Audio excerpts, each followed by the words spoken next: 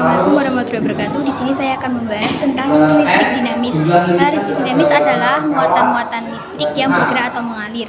Jadi untuk arus atau I itu sama dengan jumlah muatan tiap detiknya. Jadi untuk mencari arus atau I dapat dirumuskan dengan I sama dengan Q per T, di mana I sama dengan arus dengan satuan ampere, Q merupakan muatan dengan satuan kolom, dan T merupakan waktu dengan satuan detik. Lalu kita masuk ke hukum Ohm. Dapat dirumuskan dengan V sama dengan I dikali R, di mana I sama dengan arus, R sama dengan hambatan, dan V sama dengan tegangan dengan satuan volt.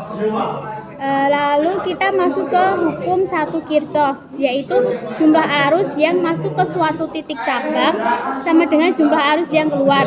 Jadi I1 masuk ke A membentuk dua cabang menjadi I2 dan I3, sehingga I1 sama dengan I2 ditambah I3, karena nilai I2 ditambah I3 harus sama dengan nilai I1. Hukum 2 Kirchhoff, contoh gambar seperti ini. E sama dengan tegangan atau beda potensial atau GGL, gaya gerak listrik.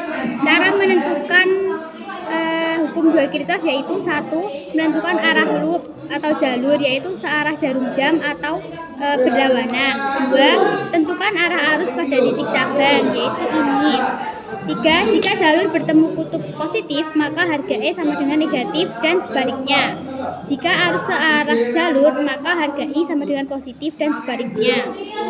Sigma E sama dengan sigma IR, yaitu di mana sigma E sama dengan jumlah GGL sumber arus atau volt, dan sigma IR sama dengan jumlah penurunan tegangan. I merupakan arus listrik dengan satuan ampere, dan R merupakan hambatan dengan satuan ohm.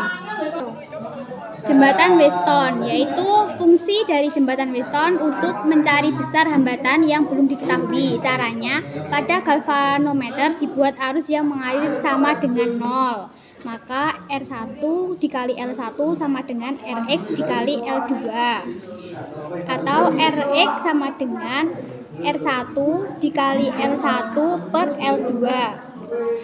Jika perkaitan R1 R4 sama dengan R2 R3, maka arus pada R5 sama dengan 0, sehingga R5 tidak terpakai. Jadi yang terpakai hanya R1, R2, R3, dan R4. Rangkaian resistor, yaitu terdapat dua rangkaian, yaitu seri dan paralel. Jadi ini yang seri, contoh gambarnya seperti ini. Dan untuk mencari R total, yaitu sama dengan R1 ditambah R2. Dan untuk mencari I total atau arus sama dengan I1 sama dengan I2. Jadi besarannya sama. Dan untuk mencari V total sama dengan V1 ditambah V2. Yang kedua, rangkaian paralel. Contoh gambarnya seperti ini. Jadi untuk mencari R total, yaitu 1 per RT sama dengan 1 per R1 ditambah 1 per R2. Untuk mencari I total sama dengan I1 ditambah I2.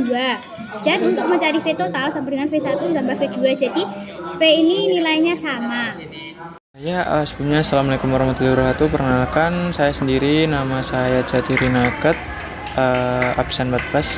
Di sini saya dapat kelompok tentang listrik statis, yaitu akan membahas tentang muatan listrik dan gaya kolom. Nah, listrik statis sendiri adalah suatu fenomena kelistrikan yang sering terjadi di mana partikel bermuatan ditransfer atau berpindah dari suatu tempat ke tempat lain. Contohnya, saat kita menyisir rambut, tanpa terasa rambut akan terangkat ke atas dan mengikuti arah sisir.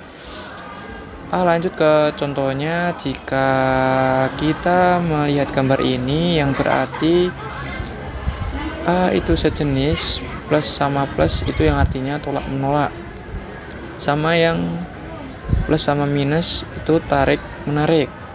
Nah, kesimpulannya adalah jika muatan listrik sejenis, maka mereka akan tolak menolak. Kalau muatan beda jenis, maka akan tarik menarik. Kita akan lanjut ke hukum kolom, atau yang artinya besar gaya tarik atau gaya tolak antar dua muatan sebanding dengan muatan dan berbanding terbalik dengan kuadrat jarak antara kedua muatan. Langsung masuk ke rumusnya, sama dengan VFC sama dengan K Q1 Q2 per R2 atau yang sering kita sebut dengan K Q R2. Nah, itu contoh singkatan dari apa ya? Biar kalian mudah menghafal rumusnya. Nah, di mana F itu gaya kolom, satuannya Newton, K itu ketetapan besarannya, Q itu besar muatan, R itu jarak antara kedua muatan. Nah, K itu kan ketetapan, itu ada besarannya sama dengan K sama dengan 9 kali 10 pangkat 9 Newton meter kuadrat kali C kuadrat. Gaya magnet 1. Kuat medan magnet. Kuat medan magnet adalah besaran gaya pada suatu satuan kutub di titik itu dalam medan magnet. Kuat medan magnet pada kawat lurus memiliki rumus B sama dengan mu0 kali I per 2 pi A, di mana mu0 adalah nilai tetapan 4 pi kali 10 pangkat min 7 dan I merupakan kuat arus yang memiliki satuan ampere dan 2 pi A. A merupakan jarak titik ke kawat. Kuat medan magnet pada kawat melingkar memiliki rumus B sama dengan mu0 kali I kali N, di mana N merupakan jumlah lilitan. 2. Gaya Lorentz. Gaya Lorentz adalah gaya yang timbul akibat adanya arus listrik dalam suatu medan magnet. Memiliki rumus VL sama dengan B kali I kali L kali sin theta. B. Induksi medan magnet memiliki satuan Wb per m kuadrat. I merupakan kuat arus listrik memiliki satuan ampere. L adalah panjang kawat memiliki satuan meter. Dan theta adalah sudut antara B dengan I. 3. GGL induksi. GGL induksi adalah gaya gerak listrik yang timbul di dalam kumparan yang diakibatkan karena adanya perubahan medan magnet dengan tempo yang cepat. Memiliki rumus E sama dengan N A flux magnet per delta T. N sama dengan jumlah lilitan A flux magnet per delta T atau perubahan waktu. E maksimal sama dengan NBAW, di mana N adalah jumlah lilitan, B induksi magnet, A luas penampang, dan omega yaitu omega adalah kecepatan sudut dengan memiliki satuan radian per second. GGL induksi akibat penghantar yang digerakkan pada medan magnet memiliki rumus sama dengan E sama dengan BLV sin theta. B adalah induksi magnet, L adalah panjang penghantar, V adalah kecepatan gerak penghantar, dan sin theta adalah sudut antara B dengan V. Perkenalkan, nama saya Karina Grisya Hatini, absen 16. Di sini saya akan menjelaskan tentang arus bolak-balik. Arus dan tegangan bolak-balik adalah arus dan tegangan yang nilainya selalu berubah terhadap waktu secara periodik.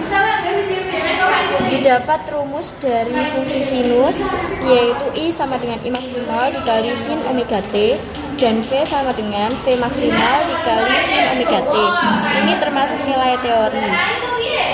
Terus didapat juga nilai efektif, yaitu nilai dari hasil pengukuran menggunakan alat ukur, yaitu dengan rumus I efektif sama dengan I maksimal dibagi akar 2 dan V maksimal dibagi akar 2. Ini adalah nilai real karena hasil pengukuran. Yang pertama, rangkaian resistif. Rangkaian resistif adalah hambatan yang disebabkan oleh V bolak-balik. Dan di sini arus dan tegangannya itu tetap atau sefase. Ini untuk diagram fasornya dan grafik sinusnya yaitu sefase. Yang kedua adalah rangkaian induktor. Rangkaian induktor adalah arus bolak-balik yang melewati induktor akan ketinggalan fase 90 derajat atau tegangannya mendahului arus 90 derajat. Ini untuk diagram fasornya, V-nya mendahului 90 derajat. Yang ketiga yaitu rangkaian kapasitif, yaitu arus bolak-balik yang melewati induktor mendahului fase 90 derajat terhadap tegangannya. Jadi dalam gambar diagram fasornya ini V-nya ketinggalan arus 90 derajat. Rumus-rumus. Reaktansi induktif sama dengan omega dikali induktansi induktor. Dan reaktansi kapasitif sama dengan 1/omega kapasitas kapasitor. Dan satu lagi ada rangkaian RLC yaitu hambatan pengganti pada rangkaian RLC dinamakan impedansi dengan rumus Z kuadrat sama dengan R kuadrat ditambah kurung XL dikurangi XC pangkat 2 atau bisa disebut juga Z sama dengan akar dari R kuadrat ditambah omega L dikurangi 1/omega C dikuadratkan. Terima kasih.